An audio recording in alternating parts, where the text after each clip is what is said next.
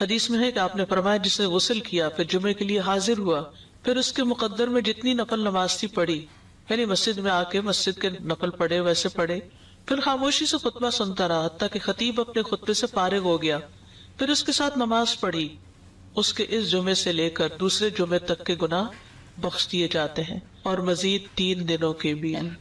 پر جلیس کا لفظ کوئی بھی جو ساتھ بیٹھ جائے، صرف دوست نہیں، جو دلی دوست، کوئی بھی جو پاس بیٹھا ہو، اس کی مثال ہے وہ۔ تو اس طرح جیسے ابھی اب دعائیں آپ کو سکھائی جائیں گی نئے لوگوں کو جو سیکھ چکے ہیں، اس میں بھی ہم یہ دعا مانگتے ہیں نا کہ ورزقنی تلاوتہ آناء اللیل وآناء النہار، مجھے اس کی تلاوت کی توفیق عطا کر رات کی گھڑیوں میں اور دن کی گھڑیوں میں۔ یعنی جب آپ قرآن آپ کو یاد ہو جاتا ہے تو پھر کیا ہوتا ہے، کھڑے چلتے بیٹھتے اٹھتے پھرتے آپ کچھ نہ کچھ یاد کر لیتے ہیں۔ پھر اس کو یاد رکھنے کا طریقہ یہ ہے کہ نمازوں میں آپ اس کو پڑھیں، اور جس کے لیے یہاں بات ہو رہی ہے کہ نماز کے اندر اس کو دہرایا جائے، اور اس میں یہ کہ جیسے زہر کی نماز کے لیے ایک صورت رکھ لیں، ایک عصر کے لیے رکھ لیں، پھر مغرب کے لیے، اور اس طرح آپ کی نماز میں کنسنٹریشن خود بخود آنے لگے گی جب قرآن ورائٹی کے ساتھ آپ پڑھیں۔ اور اگر کل اللہ پہ صرف زور رہا، اس کو آپ بے شک شامل کریں اپنی آواز میں، جیسے ایک صحابی تھے، وہ ہر نماز کی ہر رکعت میں ہر اور تلاوت کے ساتھ کل اللہ ضرور پڑھتے تھے۔ تو کسی نے حضور سے شکایت کر دی صلی اللہ علیہ وسلم، تو آپ نے اس سے پوچھا تو کہا مجھے اس سورت سے بڑی محبت ہے، تو آپ صلی اللہ علیہ وسلم نے فرمایا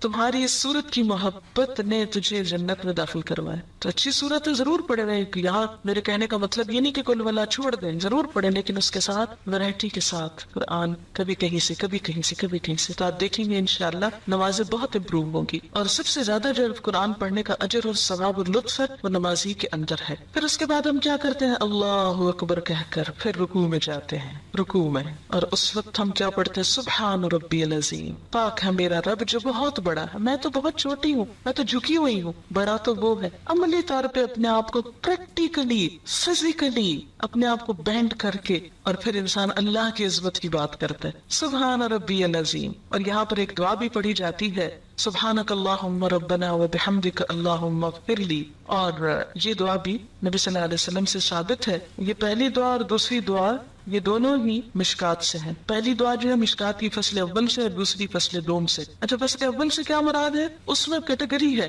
جو سب سے زیادہ صحیح حدیث ہے وہ فصل اول میں ہے، جو ذرا کم ہے کسی بھی لحاظ سے تو وہ سیکنڈ کیٹیگری میں، پھر تیسری میں کچھ ضعیف حدیثیں بھی شامل ہیں اس میں۔ تو جو یہ جو دعا ہے سبحانک اللہم ربنا وبحمدک اللہم اغفر لی، یہ پہلے درجے کی دعاؤں میں سے ہے، اس کو بھی پڑھ سکتے ہیں۔ اور اس کا معنی کیا ہے، پاک ہے تو اے اللہ، اے ہمارے رب، اور تعریف تیرے ہی لیے، اللہ میں مجھے بخش دے، میں تیرا عاجز بندہ، تو میری بخشش کر۔ آپ یوں بھی کر سکتے ہیں، 3 دفعہ سبحان ربی العظیم پڑھ کے چوتھی دفعہ یہ پڑھ لیں، یا 2 دفعہ یہ پڑھ لیں، جیسے آپ چاہیں، اس میں اوپن چوائس ہے۔ جب انسان اپنی عاجزی کو تسلیم کرتا ہے نا، اپنی کمی حقارت کو، پھر لازمی بخشش کی دعا نہیں کرتا، اللہ تعالیٰ پھر تو مجھے معاف کر دے، معاف کر دے، کیونکہ ہم اللہ کا شکر تو ادا کر ہی نہیں سکتے، اور اس کی نعمتوں پہ شکر ادا نہ کرنا یہ قصور ہے۔ اگر ہم کوئی گناہ نہ بھی کریں، کچھ بھی نہ کریں، چپ بھی بیٹھے رہیں، یہ بھی ایک قصور ہے کہ اللہ نے زبان دی سے اس کے ذکر میں کیوں نہیں استعمال کیا۔ بہرحال پھر اس کے بعد ہم رکوع سے اٹھ جاتے ہیں، اور اس وقت پھر اٹھتے اٹھتے اللہ کی تعریف کرتے ہیں، سمع اللہ لمن حمدہ ربنا ولک الحمد حمدا کثیرا طیبا مبارکا فیہ۔ سن لیا اللہ نے جس نے اس کی تعریف کی، جس نے اللہ کی تعریف کی، اللہ نے اس کی بات سن لی۔ اب دیکھیں کہ جب آپ کو یقین ہو کہ کسی نے آپ کی بات سن لی، بات پہنچ گئی، کتنا لطف آتا ہے اس چیز سے، سن لی۔ کوئی کسی کی بات نہ سنے، کیسا نہ، آپ کسی سے بات کرنا چاہے وہ سنے نہ، آگے سے میں نہیں سننا چاہتا، جو یہاں سے کتنا برا لگتا ہے۔ تو سمع اللہ لمن حمدہ، اللہ اتنا پیارا ہے کہ جو اس کی تعریف کرتا ہے وہ اس کی بات سن لیتا ہے، چپکے سے بھی کہتے ہیں نا، دل وہ بھی سن لیتا ہے۔ سمع اللہ ربنا، اے ہمارے رب، ولک الحمد، تعریف تیرے ہی لیے ہے، پھر تعریف، اور کیسی تعریف، حمدن کثیرن، بہت زیادہ تعریف، طیبن، پاکیزہ تعریف، اچھی تعریف، مبارکن فی، بابرکت۔ یہ جو دعا پڑھی ہے میں نے آخر میں، یہ بھی فصل اول کی دعا میں سے مشکات کی۔ یہ جو دعا حدیث میں آتا ہے کہ نبی صلی اللہ علیہ وسلم نماز پڑھا رہے تھے کہ سلام پھیرنے کے بعد آپ نے پوچھا کس نے یہ دعا پڑھی ہے، کسی شخص نے پیچھے سے محبت میں آ کے یہ پڑھی تھی۔ آپ نے فرمایا میں نے 30 سے زیادہ فرشتوں کو اس دعا کی طرف لپکتے دیکھا کہ وہ اسے اٹھانا چاہتے تھے، اتنی بڑی نیکی تھی کہ ایک سے ایک آگے بڑھ کے اس کو اٹھانا چاہ رہا ہے۔ یہ نیک عمل ہم لے کے جائیں گے اللہ تعالیٰ کے پاس، بالکل ایسے ہی جیسے کسی کو پھول پیش کرنے تو ہر ایک کی خواہش ہوتی ہے میں پھول پیش کروں، کیوں؟ کیونکہ پھول پیش کرنے میں بھی کیا ہوتا ہے، ایک آنر ہے نا۔ تو فرشتوں کو بھی نیک بندوں کی نیکی اٹھا کے لے جانے اور پیش کرنے میں ایک آنر ہوتا ہے ان کے لیے، تو میں پیش کروں گا، ہم اس کو لے کے جائیں گے اس نیک عمل، یہ ہمیں دے دے. اچھی چیز ہر کوئی لینے اور اٹھانے کو تیار ہوتا ہے نا. اتنی خوبصورت دعا، حمدن کثیرن طیبا مبارکن فی، بہت تعریف، بہت زیادہ تعریف. جب انسان کسی سے بہت محبت کرتا ہے نا تو کہتا ہے بہت بہت اچھی چیز، بہت زیادہ اللہ کی تعریف. حمدن کثیرن، بہت اچھی والی تعریف. طیبن مبارکن، بہت برکت والی، بہت برکتیں ہوئے اس مبارکن فی. یہی برکت کیا ہوتا ہے؟ نشو نما، بڑھوتری. اتنی تعریف کہ جو بڑھتی چلی جائے، زیادہ سے زیادہ ہوتی چلی جائے، کہیں رکے ہی نہ، ختم ہی نہ ہو. حد کر دیتا ہے انسان تعریف میں، اور یہ وہی کر سکتا ہے جو اللہ سے واقعی محبت رکھتا ہو. پھر انسان سجدے میں آتا ہے، سر زمین پہ رکھ دیتا ہے. عام حالات میں آپ دیکھیں، اگر نماز کے علاوہ کوئی کسی کو کہے اچھا ذرا زمین پہ سر رکھو، کتنا مشکل کام ہے نا. عام حالات میں تو کوئی چیز گر جائے تو ہم کہتے ہیں اچھا فلاں نے ذرا پکڑاؤ یہ گری ہوئی چیز ہے، مجھ سے نہیں نیچے ہوا جاتا، کتنا مشکل ہے. لیکن اللہ کی خاطر محبت میں زمین پہ جا پڑتا ہے انسان، سر رکھ دیتا ہے، ناک رگڑتا ہے اپنی، کیونکہ ناک نہ لگے تو سجدہ نہیں ہوتا. پورا جھکاؤ سر کی طرف ہوتا ہے، ساری عقل کو لا کے ذلیل کرتا ہے اللہ کے سامنے. یا نا یہ سر کیا چیز ہے، یہ سوچے کیا چیز ہے، تیرے سامنے تو کوئی کچھ نہیں، کوئی حجت بازی نہیں. اور کیا کہتے ہیں؟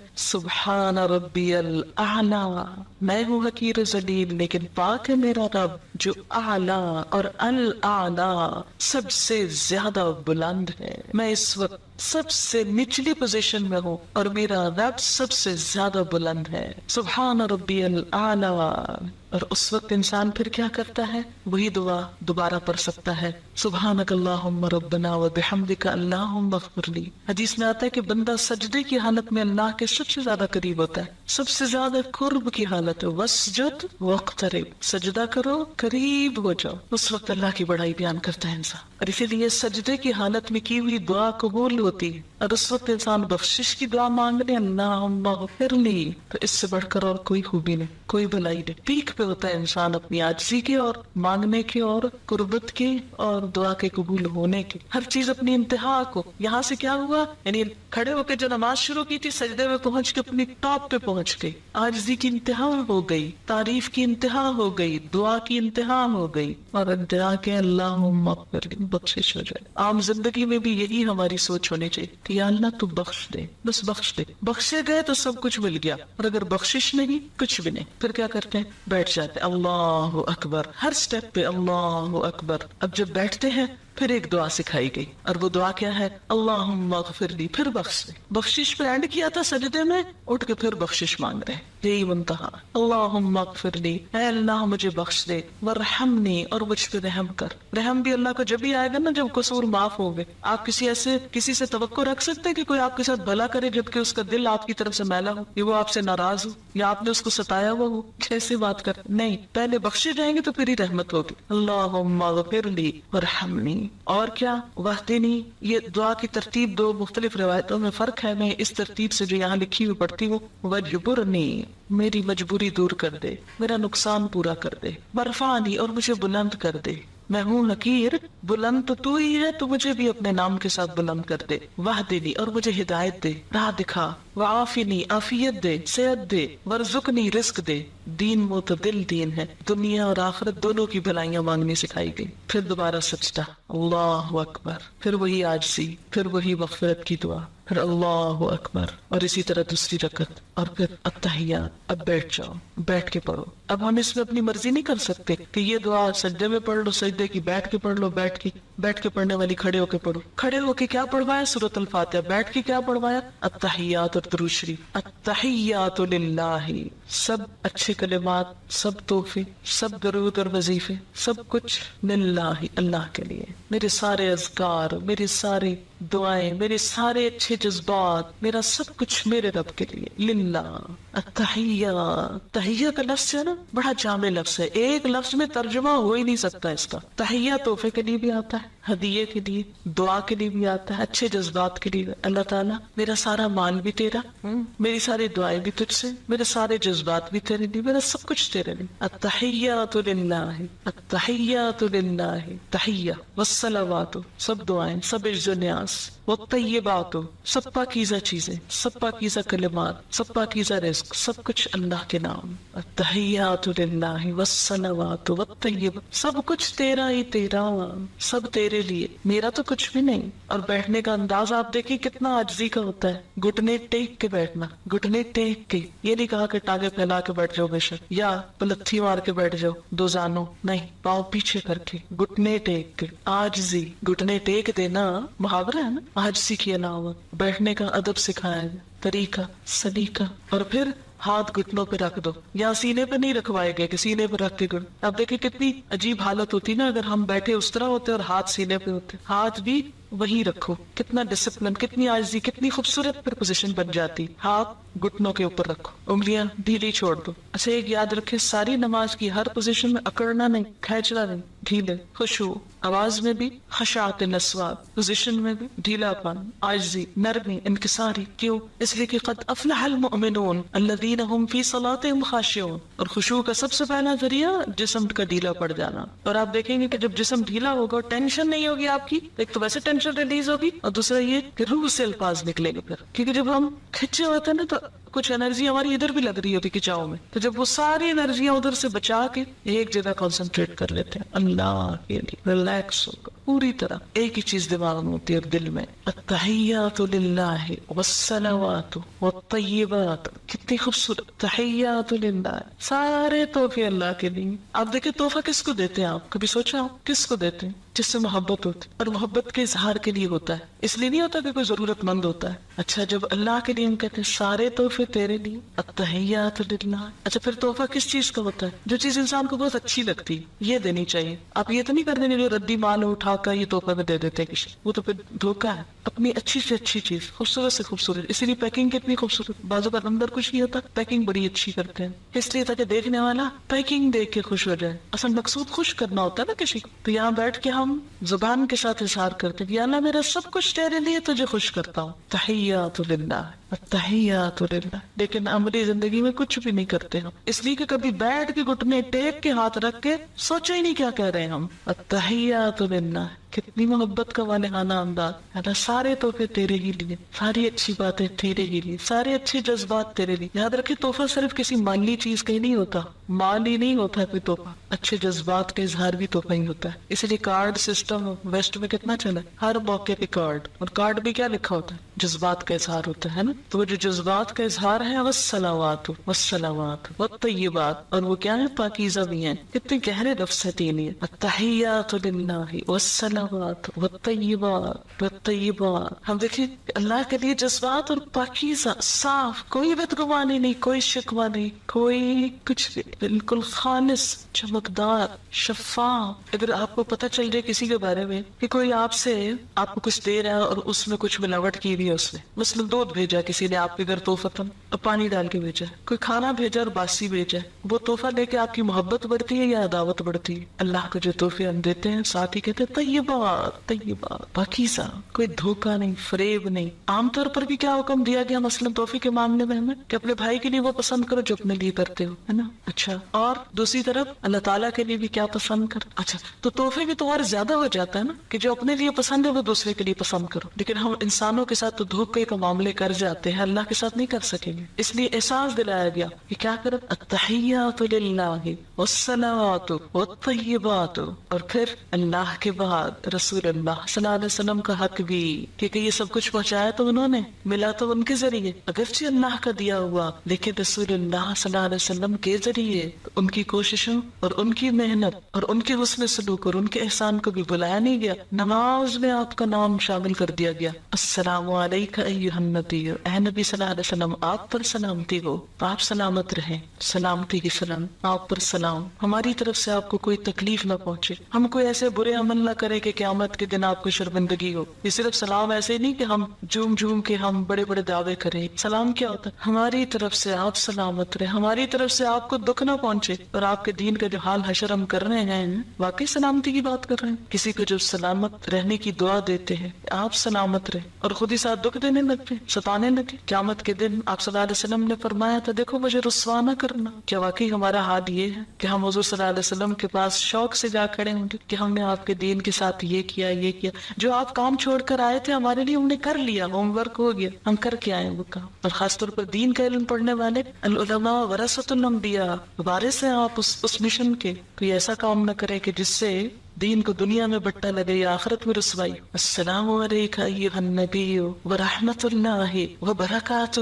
آپ پر اللہ کی رحمتیں، آپ پر برکتیں. ہر نماز میں دعائیں دیتے ہیں آپ کو، ہر نماز میں. النبی اولا بالمؤمنین من انفسہم. نبی تو اہل ایمان کے لیے ان کے نفسوں سے زیادہ ان کے قریب ہو. ابھی آپ نے حدیث پڑھی کہ ہر مسلمان کا سب سے زیادہ نزدیکی رشتہ اپنے نفس سے بھی بڑھ کر کس کے ساتھ؟ نبی صلی اللہ علیہ وسلم کے ساتھ، کہ ان کا حق نہ بھولا جائے. انہوں نے تکلیفیں اٹھا کر، اذیتیں اٹھا کر ہم تک یہ دین پہنچایا. وہی کہ اخذ کرنے کی کیفیت کو سوچیں، اسے یاد رکھنے کی اور اسے آگے پہنچانے کی، پتھر کھانے کی، شاعر اور کاہن اور طرح طرح کی باتیں سننے کی، سب کچھ آپ نے ہمارے لیے کیا. اس لیے آپ کا احسان ناقابل فراموش. اور اس احسان کے لیے اگر اس دور میں تو ہوتا تو زیادہ زیادہ کیا ہوتا. جو صحابہ کرام تھے وہ جواب میں آپ کو جا کے کوئی چیز دے آتے کہ جی آپ نے ہم تو بڑا احسان کیا، ہم بھی آپ کے ساتھ بھلا کر رہے ہیں. وہ تو آپ کی پھر زندگی تک کے لیے ہوتا نا. بعد کے لوگوں کے لیے کیا ہوتا، میرے آپ جیسوں کے لیے کیا ہوتا. ہم کیا کرتے. کتنا اللہ نے ہم پہ رحم کیا کہ ہمیں یہ دعا سکھا دی کہ دعا دے کے بھی ہم کچھ نہ کچھ اس احسان کا بدلہ دے سکتے ہیں. کہ آپ پر سلامتی ہو، آپ پر اللہ کی رحمت ہو، آپ پہ برکتیں ہو. اور پھر السلام علینا، ہم پر بھی سلامتی ہو. اللہ ہم کو بھی ہر شر سے محفوظ رکھے. وعلی عباد اللہ الصالحین. اور اس موقع پہ سب اللہ کے نیک بندوں کو شامل کر لیا دعا میں. یہ ہے اللہ کی رحمت کہ کسی بھی محسن کا حق مارا نہ جائے، کسی بھی نیک بندے کا. یعنی اللہ کے جتنے نیک بزرگ اولیاء جو ان کو نام دے، جو بھی کوئی گزرا آج تک، صالح عباد اللہ الصالحین، کسی بھی دور میں سب کے لیے دعائیں. کتنی وسعت آتی ہے مومن کے دل میں. سب کے لیے دعائیں. اشہد ان لا الہ الا اللہ واشہد ان محمدا عبدہ ورسولہ. پھر کلمہ پڑھتا ہے شہادت انسان. میں گواہی دیتا ہوں کہ اللہ کے سوا کوئی عبادت کے لائق نہیں، اور میں گواہی دیتا ہوں کہ محمد رسول اللہ اللہ کے بندے اور اس کے رسول ہیں. کہ میرے رہنما و ہادی و برحق محمد رسول اللہ ہیں. پھر درود شریف پڑھا جاتا ہے خاص طور پر. پھر درود شریف ایک دفعہ سے جیسے حق نہیں ادا ہوا، ابھی کچھ اور. اللہم صلی علی محمد، اے اللہ رحم و کرم فرما محمد صلی اللہ علیہ وسلم پر، وعلی آل محمد، اور آپ کی آل پر. اور آل میں سب ان کی امت شامل ہو جاتی. کما صلیت، جیسا کہ تو نے رحم و کرم فرمایا، علی ابراہیم، ابراہیم علیہ السلام پر، وعلی آل ابراہیم، اور آل ابراہیم علیہ السلام پر. اللہ کے دوست تھے نا ابراہیم علیہ السلام. اب بعض لوگ کہتے ہیں یہ کیوں آیا درود شریف میں کما صلیت؟ کیا حضرت ابراہیم بڑے ہو گئے پھر حضور سے؟ دیکھیں ایک تو کمپیئر نہیں کرنا چاہیے. دوسری بات یہ کہ چونکہ وہ آپ سے پہلے آئے تھے زمانی اعتبار سے، تاریخی اعتبار سے، اور ان پر بڑی برکتیں اور رحمتیں ہو چکی تھی، اور وہ اللہ کے دوست تھے. اتخذ اللہ ابراہیم خلیلا، اللہ نے ان کو دوست بنایا. فرشتے بھیجے جب قوم لوط کی طرف، اور وہ حضرت ابراہیم علیہ السلام کے پاس بیٹے کی خوشخبری دینے کے لیے آئے. تو اس وقت آپ کو یاد ہوگا کہ ان کی بیوی نے جب تعجب کا اظہار کیا کہ میرا بچہ کیسے ہو سکتا ہے، میں تو بوڑھی بانجھ ہوں. تو آپ کو یاد ہوگا کہ اس وقت انہوں نے ان کو کتنے خوبصورت الفاظ میں خراج تحسین پیش کیا. اور اس وقت انہیں کہا کہ اللہ کی رحمتیں اور برکتیں ہوں آپ پر اے اہل بیت. تو یہ اللہ تعالیٰ نے حضرت ابراہیم علیہ السلام کے احسانات کے بدلے میں ان کو اتنا بڑا مقام دیا. اور چونکہ اس سے پہلے ان کو دیا جا چکا تھا، اس لیے اس کو بطور مثال ذکر کیا گیا. کما کا مثال کے لیے آتا ہے، جیسے پہلے ہو چکا ایسے ہی اب آپ محمد صلی اللہ علیہ وسلم کے ساتھ بھی کریں. اور پھر انک حمید مجید، بے شک آپ تعریف کے لائق ہیں، بزرگ ہیں. بیچ بیچ میں اللہ کی تعریف بھی. اللہم بارک علی محمد، اے اللہ برکتیں بھیج محمد صلی اللہ علیہ وسلم پر، وعلی آل محمد، اور آل محمد پر، کما بارکت علی ابراہیم وعلی آل ابراہیم، جیسے آپ نے برکت بھیجی ابراہیم اور آل ابراہیم پر. انک حمید مجید، بے شک آپ تعریف والے ہیں، بزرگ ہیں. اور پھر تشہد کی آخری دعا. اور یہ بھی دعائیں کئی ایک ہیں، شاید 12-13 دعائیں ثابت ہیں. ہم عموماً رب اجعلنی مقیم الصلاۃ ومن ذریتی، ربنا تقبل دعا، ربنا اغفر لی ولوالدی وللمؤمنین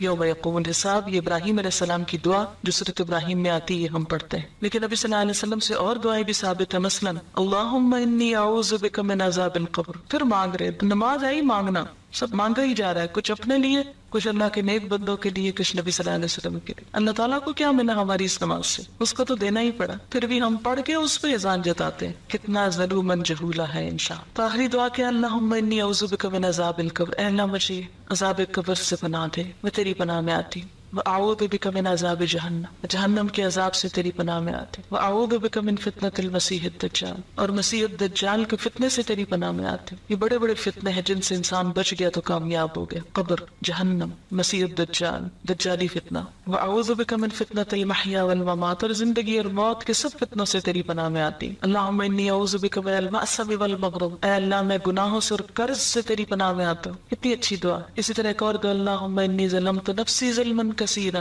ولا یغفر الذنوب الا انت فاغفر لی مغفرۃ من عندک وارحمنی انک انت الغفور الرحیم. الہی میں نے ظلم کیا اپنی جان پر، ظلم بہت زیادہ، اور نہیں کو بخش سکتا گناہوں کو سوائے آپ کے، تو مجھے خاص بخشش سے نواز. فاغفر لی مغفرۃ من عندک وارحمنی، اور مجھ پہ رحم کر دے. انک انت الغفور الرحیم، بے شک تو غفور الرحیم ہے. اس کے بعد انسان کیا کرتا ہے؟ بخشش کروا کے سلام پھیرتا، السلام علیکم ورحمۃ اللہ، السلام علیکم ورحمۃ اللہ. پوری دنیا کو سلامتی کا پیغام سناتا ہے کہ میں مسلمان ہوں، اسلام پیس ہے، اور میری زبان اور ہاتھ سے سب محفوظ رہیں گے. جو ہی نماز پڑھ چکتا ہے انسان، تو پھر اس وقت مصنون دعاؤں میں کیا آتا ہے کہ سب سے پہلے بلند آواز سے آپ صلی اللہ علیہ وسلم پڑھا کرتے تھے اللہ اکبر. ابتدا بھی اللہ اکبر سے، انتہا ہو چکی تو بھی اللہ اکبر، اور 3 دفعہ کہتے تھے استغفر اللہ استغفر اللہ استغفر. یہ پوری نماز کی 2 ہی بڑی باتیں ہیں، اللہ کی بڑائی اور اپنے گناہوں کی بخشش. اللہم انت السلام ومنک السلام تبارکت یا ذا الجلال والاکرام. اے اللہ آپ سلامتی والے اور آپ ہی کی طرف سے سلامتی ہوتی، آپ بابرکت ہیں، اے بزرگی اور عزت والے رب. کیوں؟ اس لیے کہ اگر نماز کے بعد فوراً جائے نماز لپیٹ کے اٹھ جائے تو آپ کو یوں لگے گا جیسے کچھ پورا نہیں ہوا، رہ گیا. اس لیے وہ چونکہ پورے پیک پہ انسان پہنچ چکا تھا نا، تو ایک دم اس سے باہر آ کر دنیا میں رل مل جانا اتنا ممکن نہیں ہوتا. تو اس کیفیت کو آہستہ آہستہ آہستہ آہستہ نارمل کیا گیا ہے. نماز شروع ہوتی وضو کے ساتھ، تیاری، پریپریشن کہ اللہ کے پاس جا رہے، ملاقات، اور اس بات کا احساس کہ اللہ کے پاس ایک دن قیامت کے دن اسی طرح آ کے ملنا ہے. 5 دفعہ تجربہ کروایا جاتا ہے دن میں اللہ کے سامنے کھڑے ہونے کا، اور سب کچھ چھڑوا دینے کا. حشر کے میدان میں بھی سب کچھ چھوٹ جائے گا اور ایک اللہ کے سامنے جا کے کھڑا ہونا ہوگا. اور وہ کیفیت کیا ہوگی؟ صرف ایک دفعہ اگر کبھی سوچ لینا نماز میں، سب مستی اور کسبل نکل جائے اور پوری خوشبو آ جائے نماز کے اندر کہ قیامت کے دن بھی ایسے ہی اللہ کے سامنے کھڑا ہونا. آج بھی کھڑا ہوں، کیسے کھڑا ہوں؟ اللہ کے سامنے کھڑا ہوں. یہ اللہ کے سامنے کھڑے ہونا ہے. اور پھر جس وضو کے ساتھ تیاری کر کے نماز میں گئے، پھر نماز پڑھ کر بھی جس طرح قرآن میں آتا ہے فسبح وادبار السجود، سجدوں کے بعد بھی رب کی تسبیح کرو. لہٰذا کیا پڑھتے؟ 33 دفعہ سبحان اللہ، 33 دفعہ الحمدللہ، 34 مرتبہ اللہ اکبر. اور اس کا اتنا اجر اور ثواب ہے کہ اگر آپ وقت دیکھیں تو 1.5 منٹ ہے صرف، لیکن اگر آپ اجر دیکھیں تو بے حد و حساب. اتنا اجر ہے کہ ایک دفعہ نبی صلی اللہ علیہ وسلم کے پاس کچھ لوگ آئے اور پوچھنے لگے اللہ کے رسول صلی اللہ علیہ وسلم، ہمارے کچھ دوست ہیں جو بڑے امیر ہیں، وہ صدقہ کرتے ہیں، ثواب پا لیتے ہیں، ہمارے بس ہم غریب لوگ ہیں، ہمیں بھی کچھ بتائیں کہ ہم ان کا ثواب پا لیں.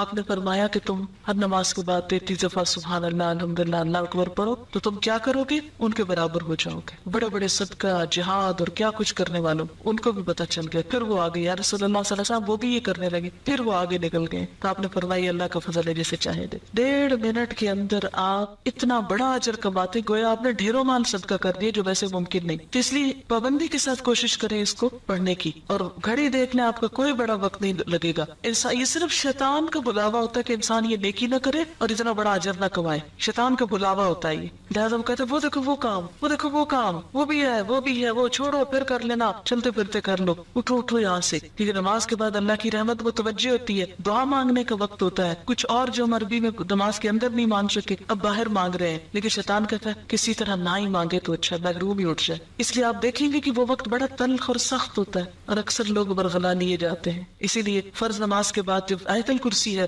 اس کا بھی بڑا اجر ہے کہ جو پڑھے گا وہ اس کے بعد فوت ہو جائے سیدھا جنت میں. لیکن آپ نے فرمایا یہ صرف انبیاء، صدیق اور شہیدوں کو یہ صفت ملتی ہے، ہر کوئی نہیں اس کی پابندی کر سکتا. کیوں؟ کیونکہ ہر بات جو نماز میں یاد آنی ہوتی. پھر ہوتا ہے نماز پڑھی جلدی جلدی وہ بلا کے آرڈر کر دے سب کو جو کچھ کہنا ہے، پھر بولنا شروع کر دیتے. لہٰذا تھوڑا سا اور صبر. وہاں تو فرض تھا چپ رہنا، اب کیا ہے نفل ہے چپ رہنا. ہم کہتے ہیں یہ کون سی مجبوری ہے، پابندی ہے، اب تو بول لو، خیر ہے بول لیں، لیکن وہ نماز کی پوری ڈوز نہیں آئے گی، وہ پوری کیفیت نہیں تاری ہوگی. اس لیے تھوڑا سا صبر اور. لیکن یہ آپ کا بائی چوائس ہے، اب آپ کی مرضی ہے آپ صبر کریں یا نہ کریں. لیکن جو کر جائے اب وہ وقت ہے پھل توڑنے کا، اب وہ وقت ہے نتیجہ لینے کا، دعا مانگنے کا. اس وقت میں اگر آپ بول گئے, چھٹ گیا تو رہ گیا. پھر اس کے بعد یعنی آیت الکرسی پڑھ لیا آپ نے 33 دفعہ, یہ سبحان اللہ الحمدللہ کہہ دیا. پھر مصنون ذکر ہیں کچھ جو نبی صلی اللہ علیہ وسلم سے ثابت ہے نماز کے بعد کرنے کو, اور وہ ہے رب اعنی علی ذکرک و شکرک و حسن عبادتک,